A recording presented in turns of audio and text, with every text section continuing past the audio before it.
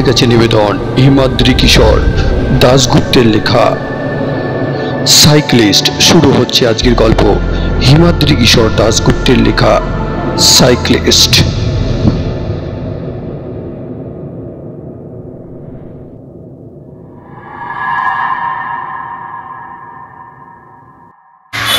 ময়ূকের বেশ পছন্দ হয়ে গেল বাড়িটা। চারপাশটা ছায়াময়, শাল গাছে ঘেরা। বাড়ির সামনে থেকে রাস্তার একটা শালবনের গা ঘেঁষে হারিয়ে গেছে একটা বাঁকের আড়ালে। বাঁকের ওপাশে মনে হয় একটা নদী আছে, দূর থেকে চিকচিক করছে জায়গাটা। নিঝুম দুপুরে শালের বন থেকে ভেসে আসছে পাতা কষার অস্পষ্ট সরসর শব্দ, কখনো নাম না জানা পাখির ডাক। এরই মধ্যে একলা দাঁড়িয়ে আছে ঢালু ছাদওয়ালা ছিমছাম ছোট্ট বাড়িটা। ভাড়া সংক্রান্ত প্রথম দিকে প্রাথমিক কথাবার্তা মিটে যাবার পর বাড়ির বৃদ্ধা মালকিন ময়ূককে তার থাকার জন্য যে ঘরটা দেওয়া হচ্ছে সেখানে ঢুকতে ঢুকতে বললেন, আমি কোনোদিন ঘরটা ভাড়া দিতে চাইনি। আসলে আমার স্বামী দীর্ঘদিন অসুস্থ, বিছানা ছেড়ে উঠতে পারেন না, কথাবার্তাও বলতে পারেন না। আমাদের সঞ্চয় শেষ হয়ে এসেছে, তার ওষুধপত্রের জন্য টাকার প্রয়োজন, সেই জন্যই ভাড়া। উনি উপাসের একটা ঘরের মধ্যেই থাকেন। বৃদ্ধার সঙ্গে ঘরে ঢুকলো ময়ূক। সুন্দরভাবে ঘরটা সাজানো, খাট, আলমারি, লেখার জন্য টেবিল, সবকিছু আছে। বেশ বড় একটা জানালাও রয়েছে রাস্তা দিকে, আর সেই জানালার পাশে দেওয়ালের গায়ে টাঙানো আছে তেল রঙে একটা আঁকা বড় ছবি। সেই ছবিটা ভালো করে দেখার পর অবাক হয়ে গেল ময়ূক। আরে জানলা দিয়ে যা দেখা যাচ্ছে তার সব কিছুই তো দেখা যাচ্ছে ছবিটাতে, যেন এই জানালার সামনে বসেই কেউ এঁকেছিলেন ছবিটা। হয়তো কম্পাউন্ডের বাইরে গেটের বাঁ পাশে অন্যদের থেকে কিছুটা তফাতে একলা দাঁড়িয়ে থাকা বিরাট শাল গাছটা। হয়তো আরো কিছু পথ এগিয়ে যাওয়ার পর ডান পাশের উঁচু ঢিবির মতো জায়গাটা, লাল কাঁকড় বিছানো রাস্তা, ওই তো বাঁকটা। ছবির চাঁদের আলোয় সব কিছু স্পষ্ট বোঝা যাচ্ছে। শালবনের মাথার উপর সোনার থালার মতো চাঁদ উঠেছে। সে আলোতে স্পষ্ট দেখা যাচ্ছে শালবনের বাগান, আর ঠিক তার মধ্য দিয়ে এগিয়ে চলা রাস্তাটাকে স্পষ্ট ধরা গেছে।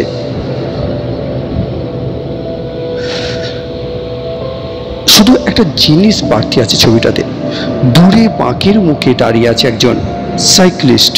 তার ছবিটা এত ছোট যে তার মুখ বোঝা যাচ্ছে না, তাছাড়া মাথায় একটা টুপিও সম্ভবত আছে।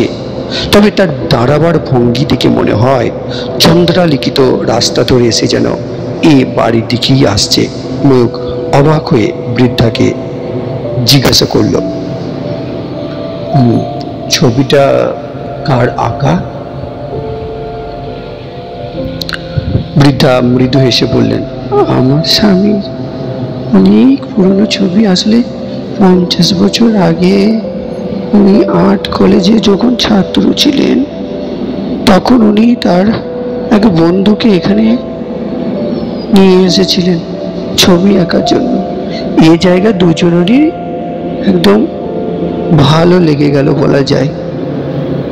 একদম খুব পছন্দের একটা জায়গা হয়ে গেল দুজনের। কাজ জুটিয়ে এখানেই থেকে গেলেন তারা। সাইকেল নিয়ে দুই বন্ধু মিলে ঘুরে বেড়াতেন এই রাস্তায়, শালের জঙ্গলে। এই কথা বলার পর ভদ্রমহিলা প্রসঙ্গ পাল্টে বললেন, আপনার এই ঘরটা পছন্দ হয়েছে তো?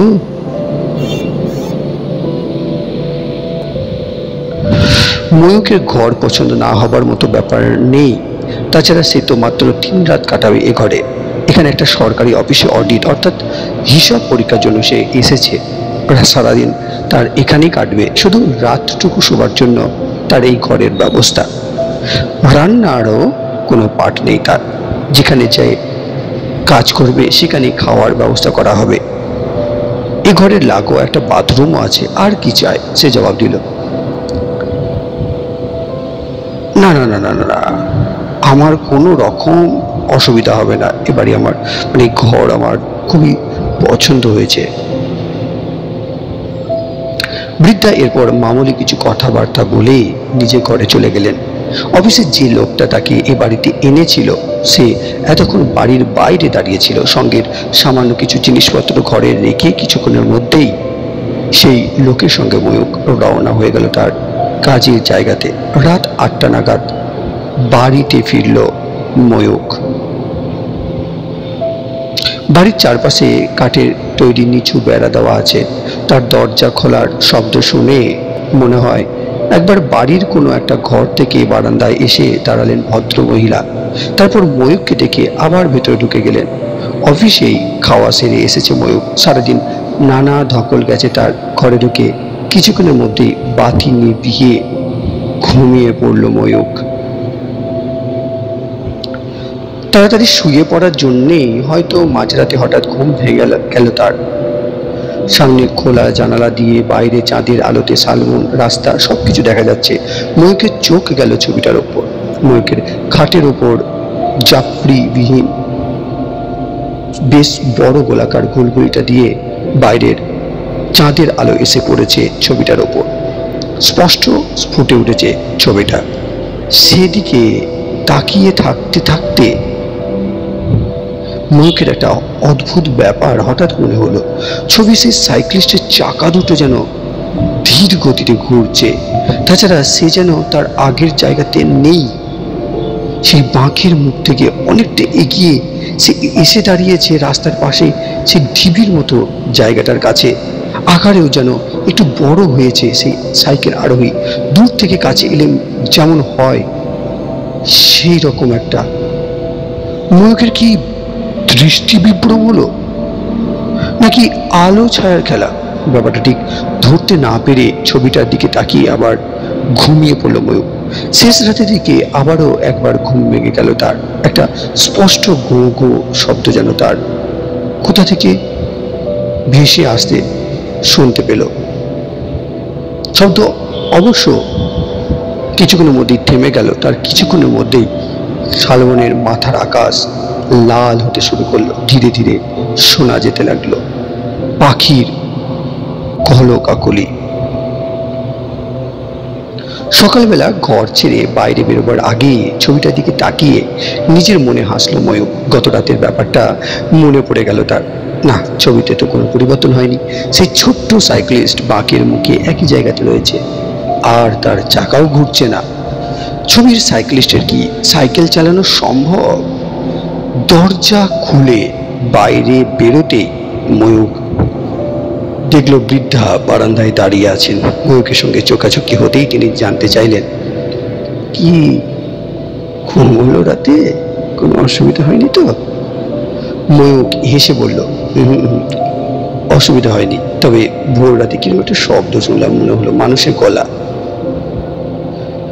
বৃদ্ধা একটু বিষণ্ণ গলায় বললেন, ও ওটা তো ওর গলা। আসলে পূর্ণিমা অমাবস্যা এলে ওর অসুস্থতা একটু বাড়ে। উনি তো কথা বলতে পারেন না, পক্ষাঘাতগ্রস্ত, মুখ দিয়ে ওরকম শব্দ করে। আগামীকাল আবার পূর্ণিমা, ওর কষ্টটা বাড়ছে।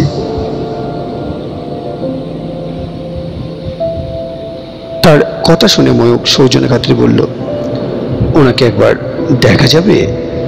ভদ্রমহিলা কয়েক মুহূর্ত চুপ করে থেকে যেন একটু ইতস্তত করে বললেন, আচ্ছা আসুন আমার সঙ্গে।